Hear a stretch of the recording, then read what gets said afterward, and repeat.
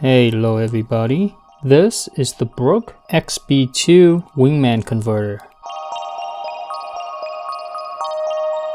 And this is how it looks like. You can use the PS5, PS4, PS3, and even the Switch controller on your Xbox consoles. And that includes the Xbox Series X and Series S. It'll also work on PC as well. There's two ways to do this. You can convert it via wire or Bluetooth wireless. I've got the DualSense Edge controller here. You plug it in this end, and on the other end, you just plug this into the console. At its core, it's a pretty simple device. There's not much to it. If you prefer PlayStation controllers but want to use it on the Xbox, this guy allows you to do just that. The only question now becomes, how does it perform? Does it introduce additional lag? Is the XB2 any different in terms of performance to this guy? And the short answer is no, not really. If you've used the FGC converter on the PlayStation, this guy is essentially the same thing, but for the Xbox. And what that means is, if you're using this casually, you're not gonna notice any significant input lag at all. However, if you're a competitive player and every frame, every millisecond matters to you, then you may not like what I'm about to say. And again, I wanna make it perfectly clear. I am somebody who's anal about input lag. Just look at my channel name. So if you're a casual player, you just want to use your PlayStation controller on the Xbox, this works just fine. But for me, it just doesn't feel the same using a controller natively without a converter versus using the converter. And the biggest disappointment for me is the jitter. Jitter is exactly like it sounds. So for example, if you drink a lot of coffee, you get all jittery. So you really cannot perform your best, right? And that's what that is with this. The performance is not very smooth. You're gonna notice random spikes in terms of input lag. Let me show you what I'm talking about. All right, let's start here. The DualShock 4. This is without a converter. Minimum is 2.2 milliseconds. Maximum is 4.04, and with the converter, minimum is about the same, 1.61, but if you look at the maximum here, it's almost 40 milliseconds. So the variance here is huge.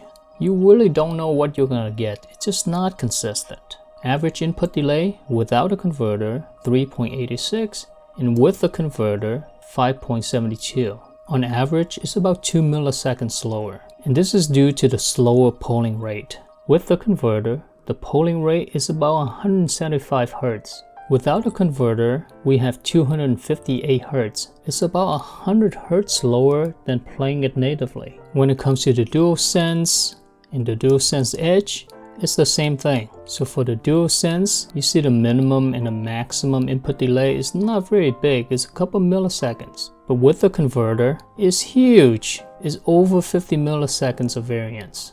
And same thing here on the Edge, whereas natively, not a lot of variance. Natively, you see the delay between the DualShock 4 and the DualSense when using wired is essentially the same. And when you use the converter, it went up to around 6 milliseconds. But then the DualSense Edge, check this out, under 1 millisecond of input delay. Now with the converter, everything is around 6 milliseconds. So it looks like to me, it doesn't matter what PlayStation controller you use, this converter is going to output around 6 milliseconds of input delay. And that makes a lot of sense when you look at the polling rate. The range is between 165 to 175 Hz. And this is particularly disappointing when you're using the DualSense Edge. Check out natively how fast this thing is, at over 1000 Hz. But then when you're using the converter, again, the converter outputs it at 170 Hz only. Obviously, this is a huge difference, and it's kind of hard to swallow. When I compare this versus the FGC converter, the performance, like I said earlier, is essentially the same. All we gotta do is just take a look at the polling rate here. Essentially the same for the DualShock 4, the same for the DualSense, and then for the Edge, it's essentially the same again. Now let's talk about the jitter. This is the reason why I don't recommend you use this converter when playing competitively. Natively, there's barely any jitter here at all. and this is in milliseconds, is 0.06 milliseconds of jitter. But when you use the converter, it went up almost to 2. The same goes for the DualSense. Now, even though the jitter is a lot higher than natively, I will say this about the XB2. And this is solely based on the fact that I'm using the PlayStation controllers on the Xbox console. Had I been using the Xbox controller on here, it's even worse. And let me show you what I mean. So natively, the Xbox Series X controller, jitter is under 1 millisecond, but with the converter, it's close to 7 milliseconds. In the Xbox Elite Series 2, close to 8 milliseconds. The Xbox Elite Series 2 Core, close to 9 milliseconds. This is unplayable. These numbers are very close to the FGC converter numbers.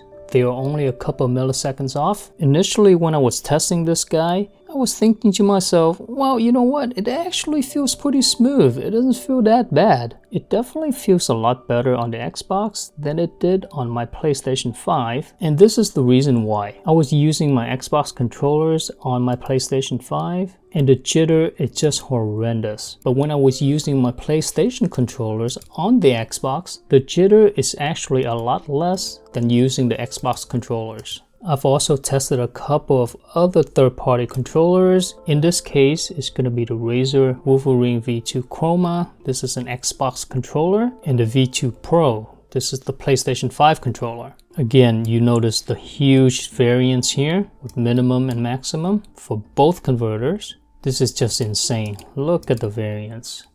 On the Chroma, both converters added about 2.5 milliseconds of input delay.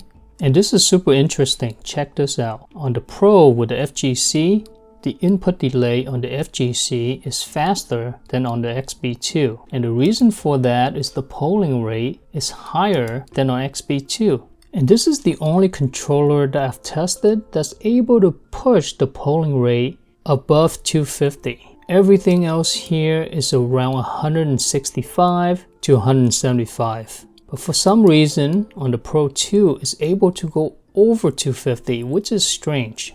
And I really don't know the reason for this. And of course, we have the same story here with jitter. Natively, 0.05 over here, 0.03 for the V2 Pro. But when you add the converters, it just jumps up significantly. In conclusion, just like with the FGC converter, for the average non-competitive gamer, you'll be fine with this converter. It does what it's supposed to do. It lets you place your PlayStation controllers on the Xbox Series consoles. But for competitive gamers, make sure you are aware of the added input lag here. But more significantly, make sure you know about the jitter. This is going to add a lot of inconsistency and random spikes to your input lag, and it's really not ideal to play competitively. Honestly, I can deal with the added input lag, I can adjust to it, but the randomness of the jitter, you can't predict that. And this is going to mess you up big time. Alright, that's going to be it for me. Hopefully you found the video to be helpful. If you did, give it a like, subscribe for more, and take care now.